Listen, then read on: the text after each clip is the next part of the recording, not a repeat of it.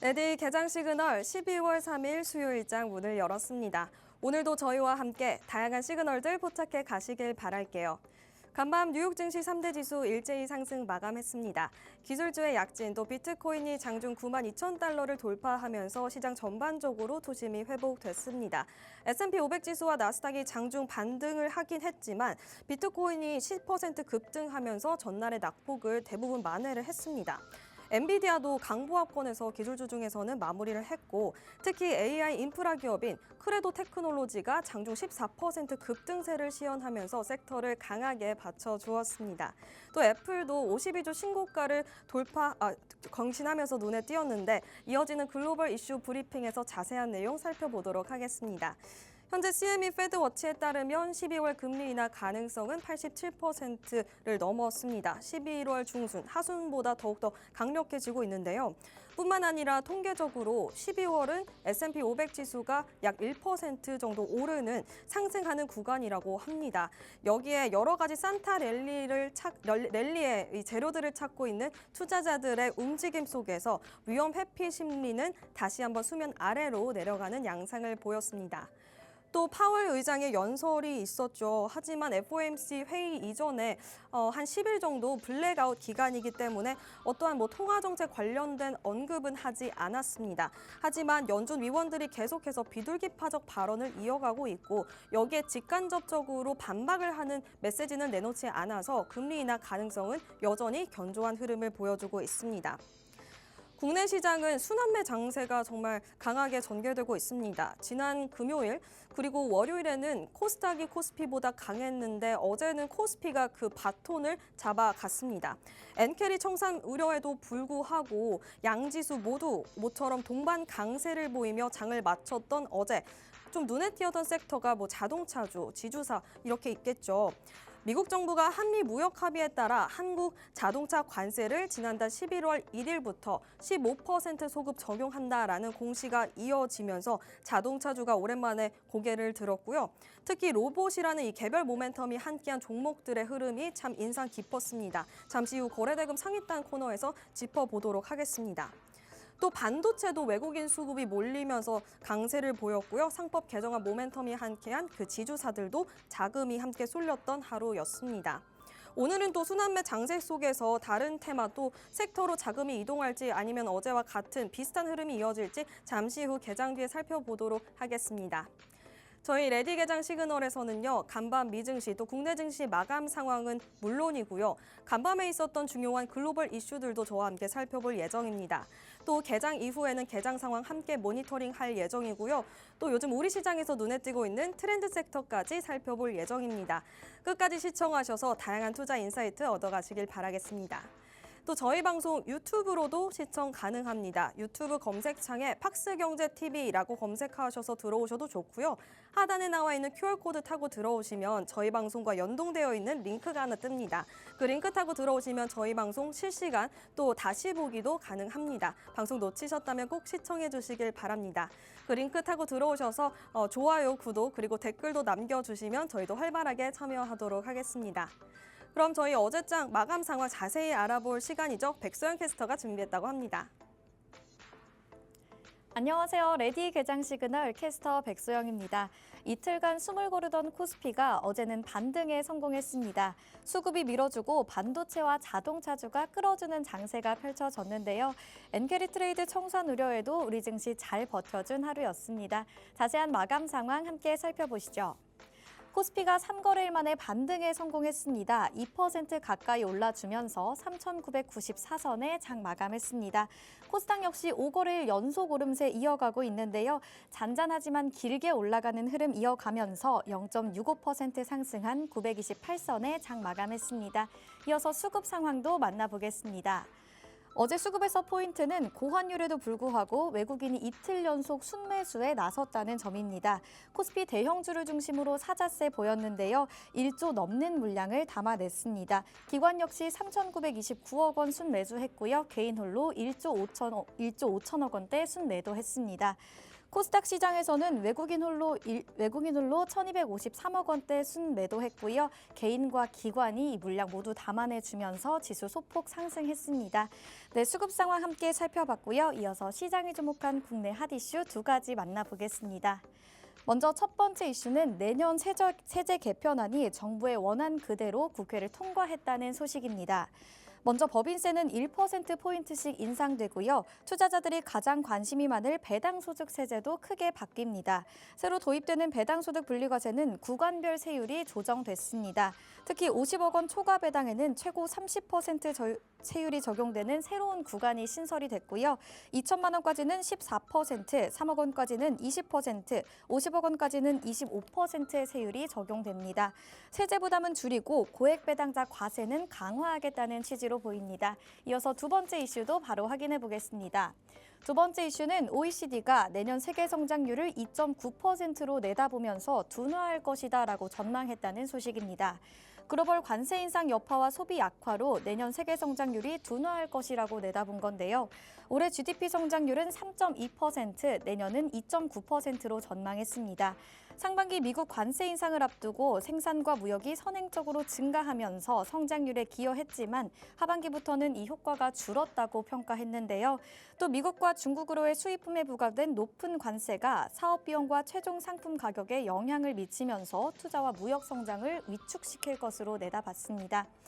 네, 다만 한국에 대해서는 올해보다 내년을 더 긍정적일 것이다라고 봤는데요. 올해는 1% 성장에 그치지만 내년에는 2.1%로 회복될 것이다라고 봤습니다. 재정과 통화 완화 정책 그리고 임금 상승이 소비를 받치는 요인이라고 봤고요. 관세 협상 불확실성과 공급망 변화는 여전히 부담 요인으로 지적됐습니다. 네, 지금까지 국내 핫 이슈 두 가지 만나봤고요. 이어서 대형주 업종별 흐름 살펴보겠습니다. 오랜만에 반도체 sek터 짙은 빨간불 들어왔습니다. 삼성전자가 2%대, SK하이닉스가 3%대 강세 보였습니다. 금융 섹터도 배당소득 분리과세 제도 변경 기대감에 강세장이 펼쳐졌습니다. 고배당 은행주는 체제 개편 수혜주로 꾸준히 언급되기도 했었죠. 어제장에서는 KB금융 4.51%, SK스퀘어와 신한지주도 2%대 강세 보였고요. 의리금융지주도 5.65% 강하게 상승해줬습니다. 네, 다음은 어제장 외국인의 수급이 강했던 자동차 섹터입니다. 미국 정부가 한국산 자동차에 대한 관세를 소급 인하한다는 소식 전해지면서 현대차 4.52%, 기아 역시 4.19% 올라줬고요. 현대모비스까지 그 순풍이 이어지면서 4.45% 상승 마감했습니다. 네, 다음은 반도체 섹터가 쉬어갈 때 외국인들의 수급을 바탕으로 견조함을 보여줬던 제약바이오 섹터입니다. 최근에 외국인의 수급으로 달려갔던 제약바이오는 차익 실현 매물이 나오면서 숨고르기 구간에 들어갔습니다. 셀트리온 0.86% 하락했고요. 펩트로는 본계약 지연 이슈에 어제에 이어 오늘도 8%대 큰 낙폭 보였습니다. 케어젠 역시도 임상 결과가 지연되면서 6% 가까이 하락 마감했습니다. 네, 지금까지 시총 상위주들 흐름 살펴봤고요. 이어서 특징주 두 가지도 만나보겠습니다. 네, 첫 번째 특징주는 화천기공입니다. 일본 로봇의 강자로 불리는 환학이 엔비디아와 피지컬 AI 로봇 시대를 공식 선언했는데요. 환학이 엔비디아 AI 컴퓨팅을 로봇에 탑재해 스스로 인식과 판단 그리고 작동까지 하는 자율 제어 로봇을 상용화하겠다고 밝혔습니다. 화천기공은 국내에서 유일하게 환학과 연결고리를 가진 회사인데요. 특히 공작기계 분야의 핵심 협력사로 꼽히고 있습니다. 환학 생태계가 확장되면서 화천기공까지 훈풍이 이어진 건데요. 이번 협업은 단순히 로봇 업그레이드를 넘어서 AI 자율 로봇으로의 전환이라는 구조적 평가로 언급되고 있습니다. 이 같은 기대감이 화천지공 주가에도 반영되면서 어제장에서 10.45% 상승한 35,400원에 장 마쳤습니다. 네, 이어서 두 번째 특징주도 바로 확인해 보겠습니다. 두 번째 특징주는 바로 태성입니다. 태성은 글로벌 RF, 아날로그 반도체 기업에 장비를 공급했다는 소식 전해지면서 주목을 받았는데요. RF는 스마트폰과 자동차, 5G 통신에서 신호를 주고받는 핵심 반도체입니다. 태성이 공급하는 장비는 초미세 공정에서 불순물을 제거해 칩의 품질을 높이는 핵심 장비인데요. 생산 효율을 크게 높여주는 장비인 만큼 그 중요성이 더 커지고 있습니다. 이번 계약은 태성이 본격적으로 반도체 공정 시장으로 진출하는 그 시발점인데요. 태성 관계자는 이번 수주를 계기로 글로벌 고객사 확대에 더 속도를 낼 것이다라고 밝혔습니다. 이번 계약이 태성의 새로운 성장 동력을 여는 신호탄이다라는 평가가 이어지면서 어제장에서 강한 모습 보여줬는데요. 12.95% 상승하면서 52주 신고가를 경신했습니다. 네, 지금까지 특징주들 살펴봤고요. 그렇다면 AI는 우리 시장을 어떻게 바라봤을까요? AI가 주목한 시그널 두 가지 바로 만나보겠습니다. AI가 주목한 첫 번째 시그널은 바로 해운이었습니다. 불장에서 소외됐던 해운주들이 벌크 운임이 뛰면서 쾌속 순항에 나섰습니다. 벌크 운임 지수가 2년 만에 최고치를 기록하며 해운 강세장이 이어지고 있는데요.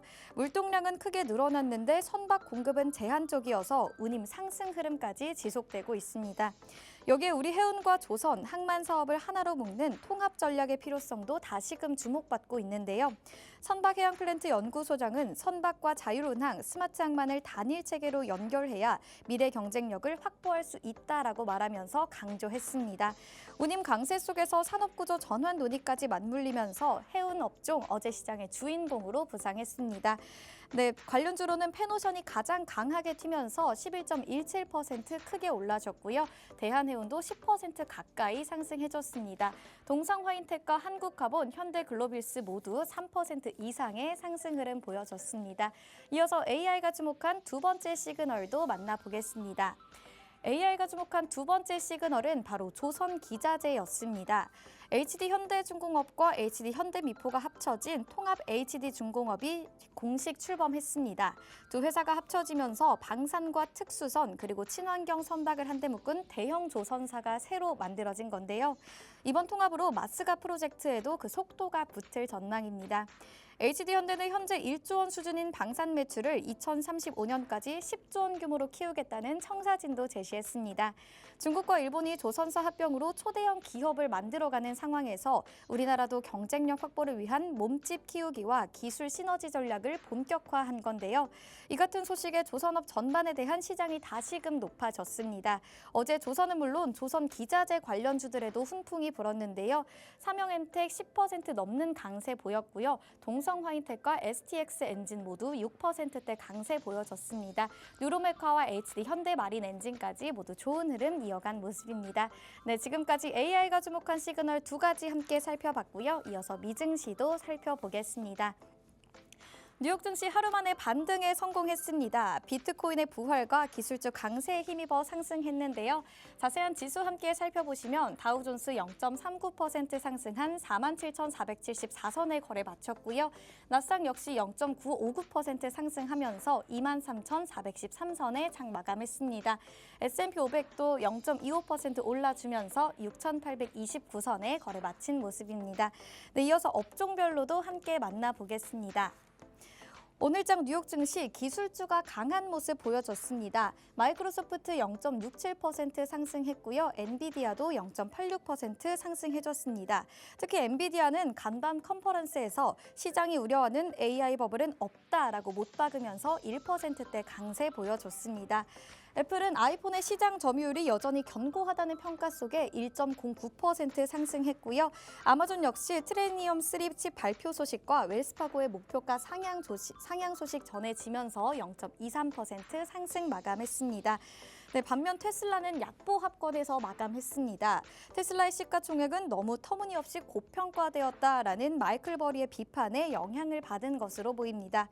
네, 다음은 비만 치료제의 제왕 일라이릴리는 증권가에서 목표 주가를 950달러에서 1286달러로 대폭 상향 조정했지만 오늘 장에서는 힘을 못 쓰는 모습이었습니다. 1.11% 하락 마감했습니다. 네, 지금까지 미증시도 함께 살펴봤습니다.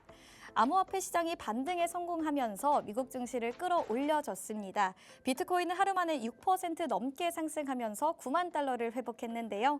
위험자산 회피 심리가 조금은 옅어진 모습입니다. 우리 시장도 연말이 되면서 산타랠리 기대감이 더 커지고 있는데요. 선스탁 정책 기대감에 산타 선물이 코스피보다 코스닥에 더 먼저 도착할 것이다라는 전망도 나오고 있습니다.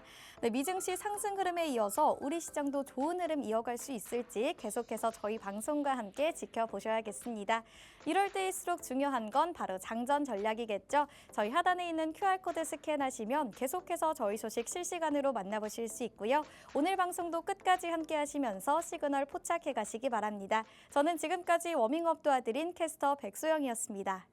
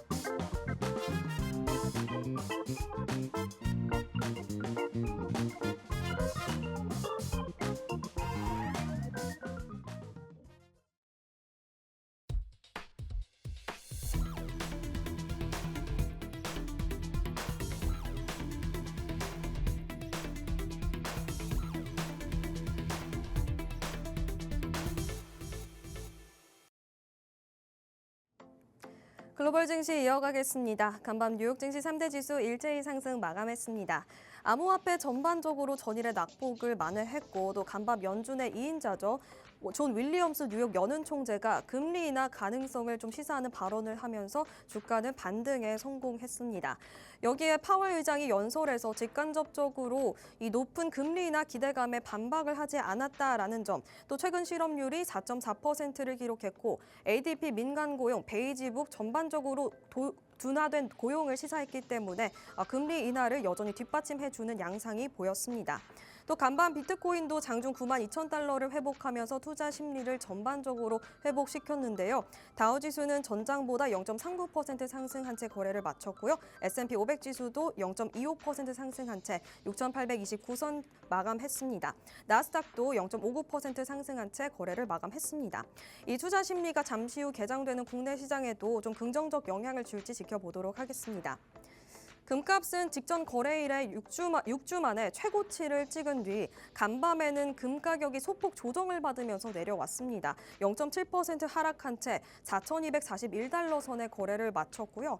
차익 실현 매물이 출회됐지만 이번 주 발표되는 여러 경제 지표들 또 금리 인하 가능성이 계속 커지고 있기 때문에 금 가격의 하방을 받쳐주고 있었습니다. 오늘장 유가도 두 유종 모두 1% 강세를 보이다가 하락 마감했습니다. 간밤 유가는 러우 전쟁 리스크와 또 미국과 베네수엘라 긴장 고조를 주시하면서 오름세로 출발을 하긴 했는데요. 하지만 이내 공급 과잉 우려가 맞부딪히면서 하락 전환했습니다. 우크라이나 드론 공격 이후 중단됐던 블랙시 터미널 일부에서 송유 재개가 발표됐고요. 또 트럼프 대통령이 토요일에 베네수엘라 주변 영공은 폐쇄된 것으로 간주해야 한다며 시장의 불확실성을 키웠습니다. 베네수엘라는 주요 산유국 중 하나이죠.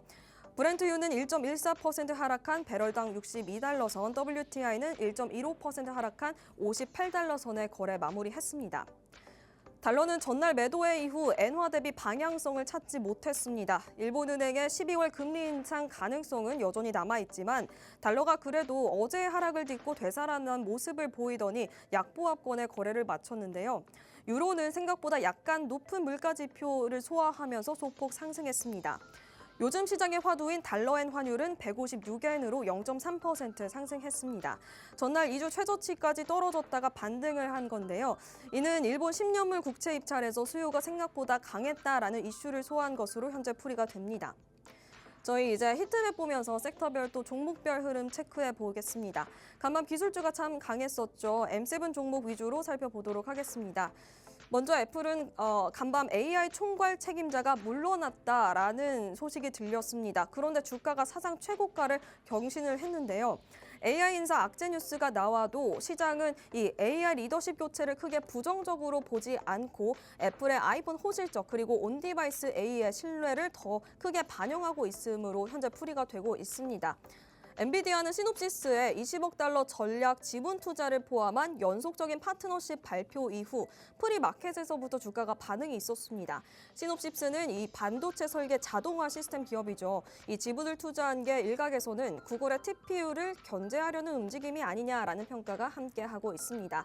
앞으로 TPU의 추격을 따돌릴 수 있을지 지켜보셔야겠고요. 테슬라는 약보합권의 거래에 마쳤습니다. 영화 빅쇼트의 주인공이죠. 마이클 버리가 테슬라를 향해 경고장을 날렸습니다. AI 거품론에 이어 이번엔 테슬라의 밸류에이션을 문제 삼은 건데요. 이 로이터 통신에 따르면 버리는 자신의 뉴스레터를 통해 테슬라의 시총은 너무 터무니없이 고평가되어 있다라고 강도 높게 비판했습니다.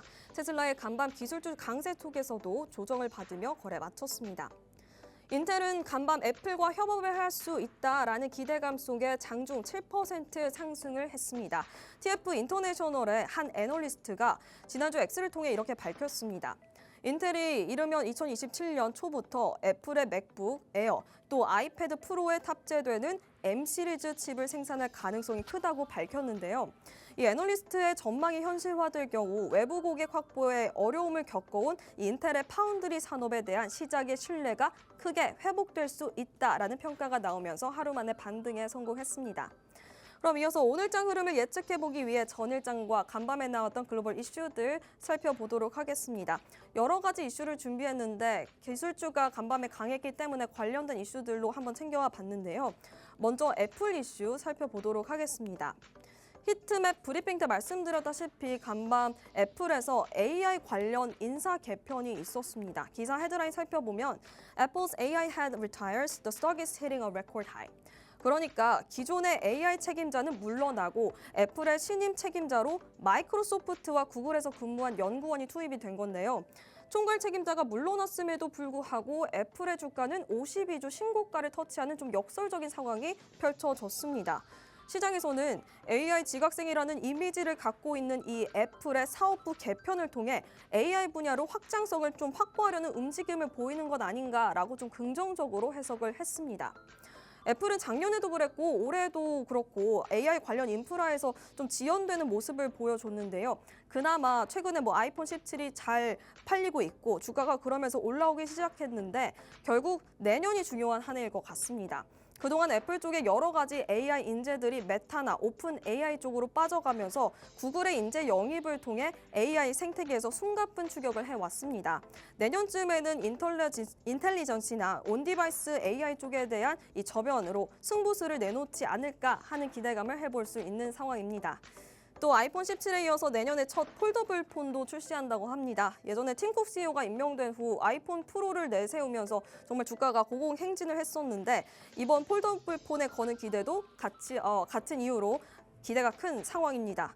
향후 샤오미 혹은 삼성전자와 경쟁을 했을 때 경쟁력을 확보한다면 애플의 주가는 상방도 확대될 것으로 보입니다. 저희 이어서 오픈 AI 살펴보도록 하겠습니다. 간밤 월가에서 가장 큰 뉴스였죠.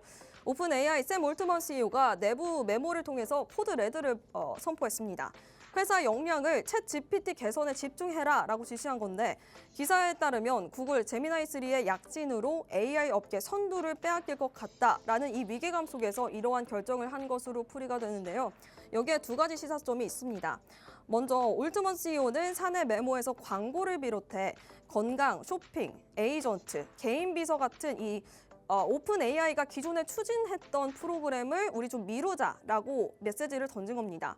기존 광고와 에이전트, 기타 신규 사업 등 다양한 계획을 연기했던 것은 오픈 AI의 매출 전망과 수익성에 영향을 향후 끼칠 수 있기 때문에 좀 살펴봐야 하는 부분인데요. 오픈 AI가 향후 몇 년 동안 재정적인, 재무적인 약속을 과연 이 흐름과 이어갈 수 있을지, 이행할 수 있을지에 대한 우려를 가중시킬 수 있다라고 전했습니다.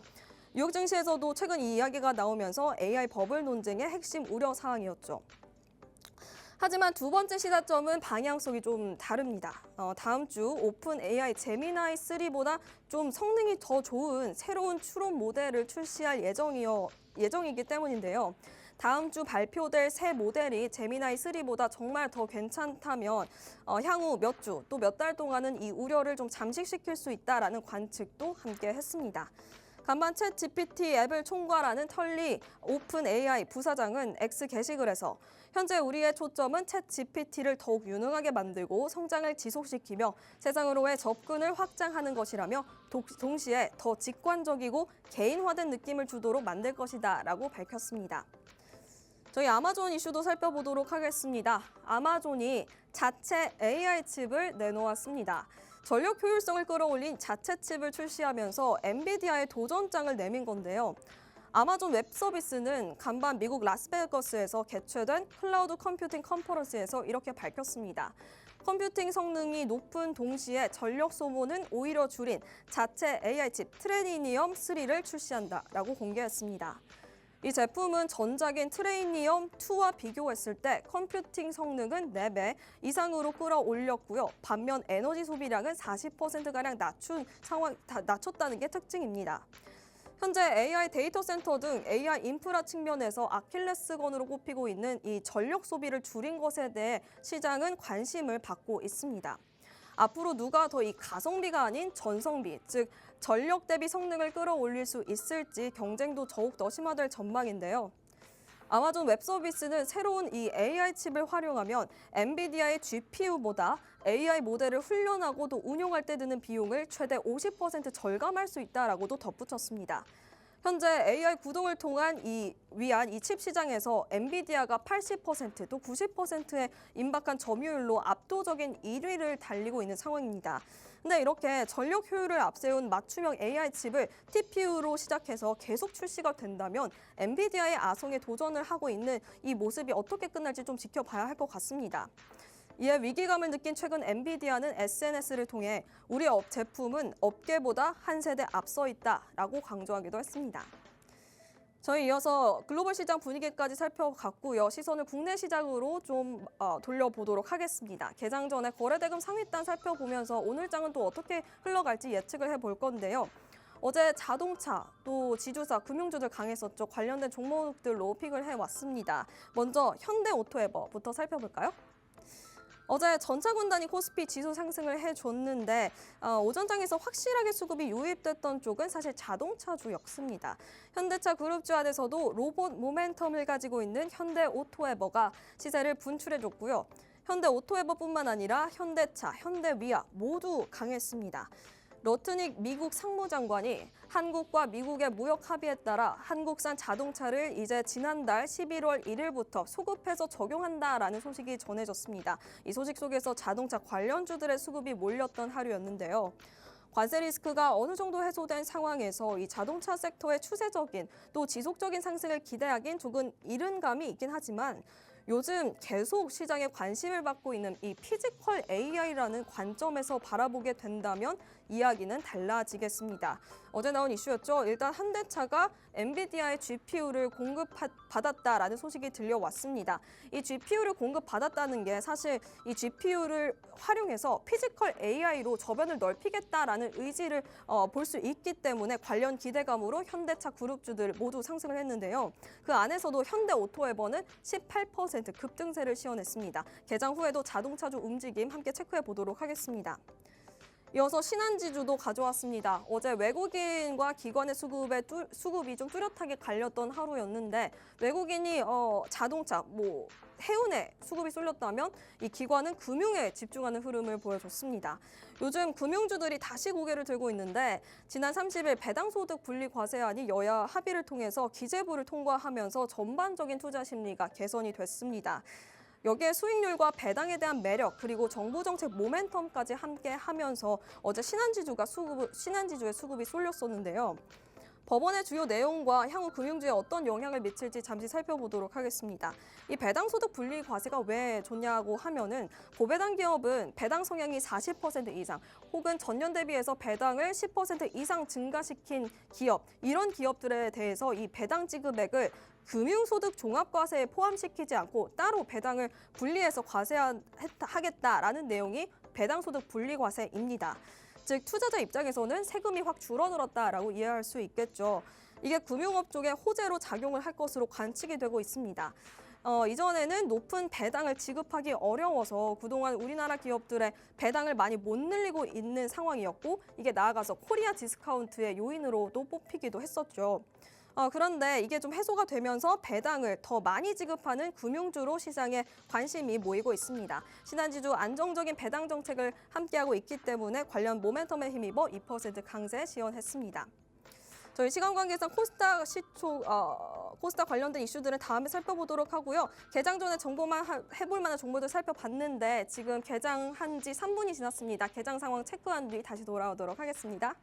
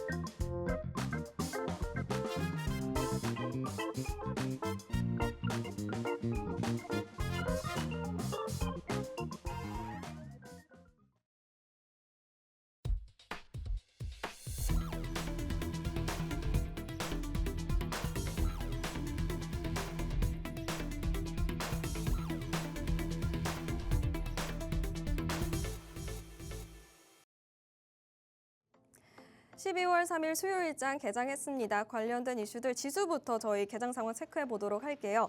현재 코스피, 코스닥 양시장 모두 상승한 채 거래되고 있습니다. 기분 좋은 출발인데요. 현재 코스피는 0.25% 상승한 채 4,000선을 넘었고요. 코스닥도 0.12% 상승한 채 929선 지나가고 있습니다. 저희 수급 동향도 체크해 보도록 하겠습니다. 어제 외국인과 기관의 동반 매수세에 힘입어 주가가 견인이 됐었는데 현재 반대된 흐름이 보여주고 있습니다. 외국인이 1,400억 원가량 물량을 던지고 있고 기관도 810억 원 팔자세 보이면서 지수에 하방 압력을 가해주고 있습니다. 개인이 그래도 2,200억 원 넘게 물량을 담아주면서 방어에 성공하고 있습니다.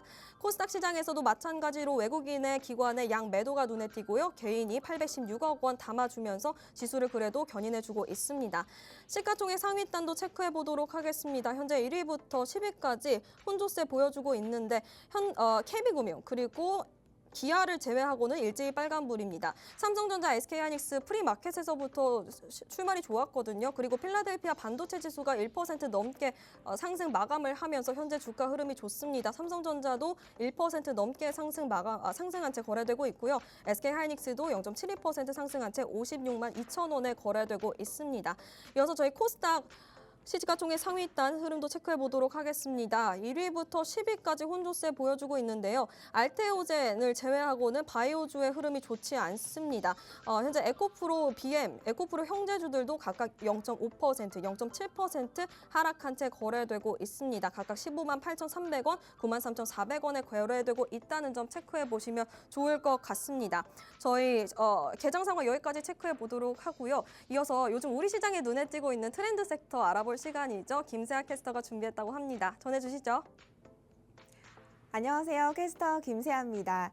네, 전거래일 마치 산타가 우리 시장을 먼저 찾아와 준 것 같았습니다. 양대 시장 모두 기분 좋게 상승 마감했는데요. 코스피는 4,000피를 목전에 두면서 재진입 시도를 했고요. 코스닥 역시 5일 연속 상승세 기록하면서 1,000수닥을 목전에 두고 있습니다. 간밤 뉴욕 증시와 가상자산 시장도 BOJ의 금리 인상 분위기에 한파를 맞았다가 다시금 하루 만에 반등을 시도를 했습니다. 자, 이렇게 시장 전반적으로 따스한 온기가 감돌고 있는 가운데 이렇게 우리 시장에서 연말 랠리를 보여줄 트렌드 섹터는 무엇일까요? 오늘은 이렇게 4가지로 정의를 해봤습니다. 바로 해운, 자동차, 전선전력, 반도체입니다. 먼저 해운주부터 살펴보시죠. 네, 어제 들려온 소식입니다. 벌크선 운임이 계속해서 벌크업을 하면서 페노션 10%대 급등세 보여줬는데요. 벌크선 운임 지수라고 하는 것은 조금 낯선 분들 계실 것 같아서 벌크선이라는 게 무엇인지부터 좀 설명을 드리겠습니다. 저희 개별 포장하지 않은 제품을 여러 개 묶어서 파는 걸 벌크 제품이라고 하죠. 이게 선박 시장에서도 이제 쓰이는 용어인데요. 선박에서도 이제 해상 운송에 컨테이너를 싣는 컨테이너 선이 있고요. 석탄이나 곡물, 석유 이런 액체류나 고체류를 대량으로 운반하는 벌크선이 주로 사용이 됩니다. 그런데 최근 벌크선 운임이 계속 올라가고 있는데요. 국내 최대 벌크선사인 페노션은 매출 대부분이 벌크선에서 나옵니다. 그래서 벌크선의 시황을 나타내는 발틱 운임지수, 즉 BDI가 오르면 실적이 곧바로 좋아지는 구조인데요. 이 BDI 지수가 올 10월 초에는 1,900선에 머물렀는데 전거래일 2,583까지 치솟으면서 2년 만에 최고치를 경신했습니다. 특히 철광석과 석탄을 실어 나르는 초대형 선박인 케이프 사이즈 지수는요. 하루 만에 5.8% 폭등해서 4,481까지 달성했다라고 하는데요. 반면에 중소형 선박 운임은 소폭 하락하면서 양극화 현상을 뚜렷해졌다고 하네요. 예, 그렇다면 이번에 왜 이렇게 선박 운임 지수가 올랐냐면 그 진앙지가 바로 서아프리카 기니의 시만두 프로젝트였습니다. 시만두는 세계 최대 미개발 철광석 광산지인데요. 여기서 지난 11월 첫 상업용 철광석 선적이 시작이 됐습니다. 그러면서 전체적인 물동량의 흐름이 뒤바뀌게 됐는데요. 기존에는 항로가 호주와 중국 위주였었는데 이보다 3배 이상 길어진 기니와 중국 쪽으로 항로가 바뀌면서 선박이 바다 위에 머무는 시간이 길어지게 됩니다. 그러면서 톤마일 효과가 발생을 했고요.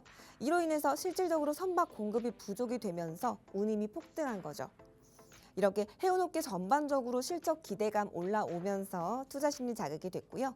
페노션 전거래일 대비해서 이제 10.53% 오른 4,355원 정도에 마감을 했습니다. 그리고 대한해운 같은 경우는 8% 가까이 이상 상승을 했고요.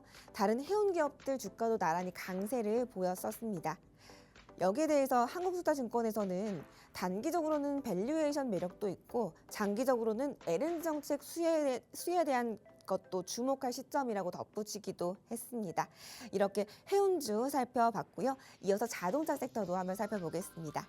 25년도의 자동차 업종은 미국의 관세 불확실성 때문에 사실 시장 대비해서는 소외가 지속이 됐었는데요. 드디어 이 불확실성이 해소가 됐습니다. 자동차주가 관세 부담을 털고 내년에는 활짝 기지개를 켤 수 있을 것으로 보이는데요.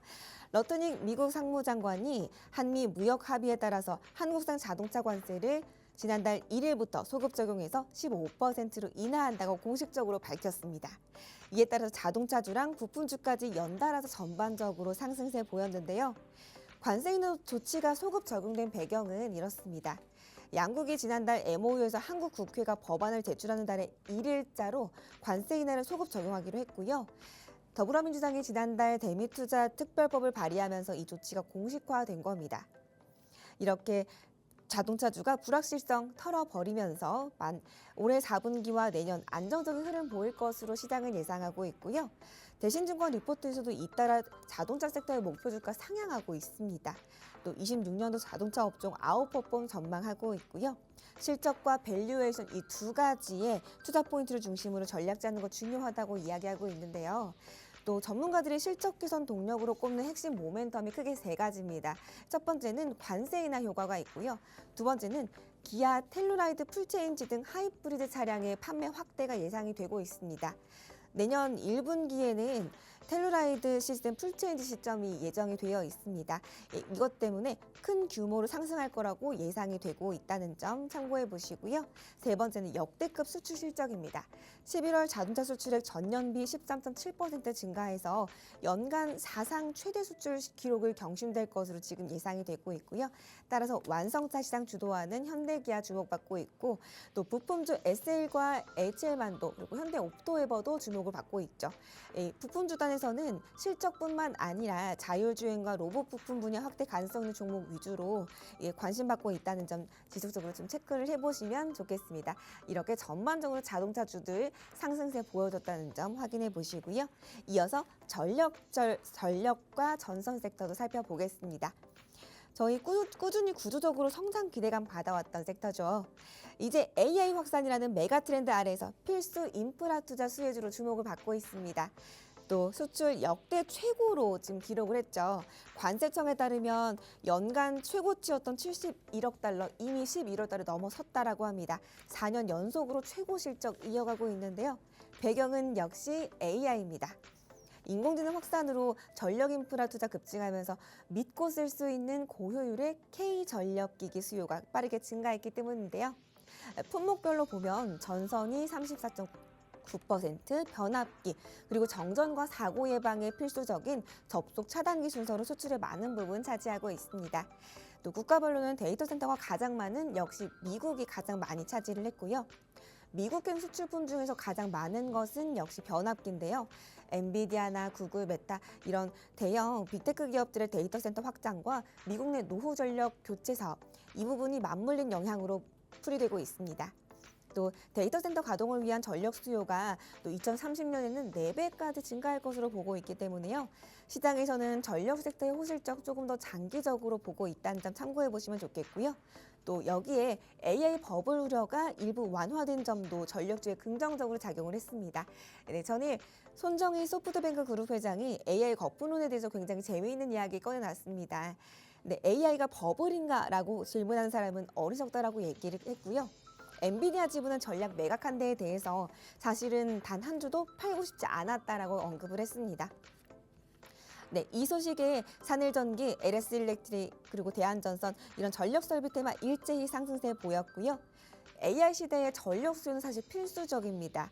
고품질의 경쟁력을 앞세워서 우리나라가 전력 인프라 시장에서 영향력을 확대하고 있는 만큼 계속해서 어떻게 흘러갈지 좀 지켜볼 필요가 있겠습니다.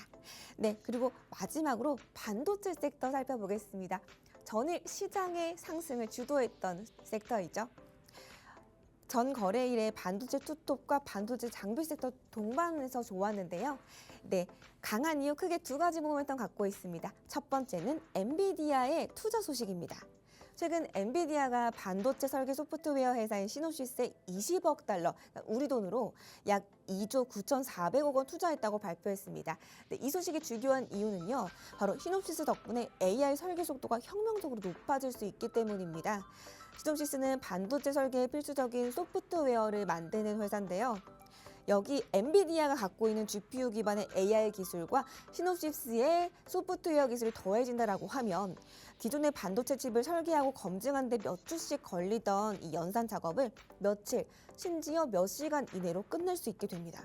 결국에는 AI 반도체를 더 빠르고 더 효율적으로 더 정확하게 또 저렴하게 만들 수 있게 되는 거죠. 이 효과가 반도체 산업 전반의 혁신 동력으로 작용하면서 시장 전반 기대감을 키우게 됐습니다. 그리고 두 번째는 삼성전자의 생산 능력이 1위를 탈환했다는 소식입니다. 국내 HBM 경쟁력이 강화됐다라고도 시장은 보고 있는데요. 삼성전자 HBM 생산량이 최근 웨이퍼 투입 기준으로 월 17만 장까지 확대가 됐습니다. 이 수치는 경쟁사인 SK하이닉스가 16만 장인데요. 1만 장을 넘어선 겁니다. 네, 삼성전자 지난해부터 사실 D램 라인을 HBM 라인으로 전환하는데 많은 투자를 했었죠. 네, 이렇게 선제적으로 라인을 전환하고 수율 안정화에 총력을 기울인 결과 드디어 생산 능력에서 우위를 달성할 수 있었다라는 분석입니다. 실제로 삼성전자는 이미 구글의 TPU에 HBM을 대거 공급하고 성과를 올리고 있습니다. 현재 매출액 기준 점유율은 SK하이닉스에 뒤처져 있지만 이미 생산 능력에서는 경쟁사를 앞서고 있는 만큼 내년을 기점으로 점유율이 가파르게 회복될 것으로 시장은 기대를 하고 있습니다. 네, 이렇게 국내 투톱 선전에서 반도체 섹터 전반적으로 긍정적인 힘을 실어줬고요. 이렇게 SK하이닉스 3.72%, 삼성전자 역시 2.58% 올랐습니다. 소부장도 상승세가 눈에 띄었는데요. 여기서 이노테크 같은 경우에는 더블 모멘텀으로 급등했습니다. 폴더블 OLED 검사 장비 공급하고 또 반도체 신뢰성 검사하는 이런 두 가지 소식 덕분에 이제 수혜 받으면서 10% 이상, 16.8% 상승세 보여줬습니다. 네, 여기까지 저희 트렌드 섹터 4가지 만나봤는데요.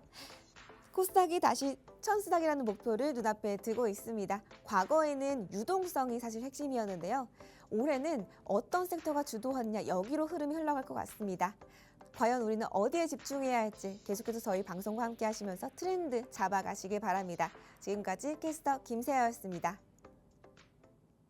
네, 저희 트렌드 섹터까지 만나봤습니다. 오전장 상황 지수부터 다시 한번 확인해 보도록 하겠습니다.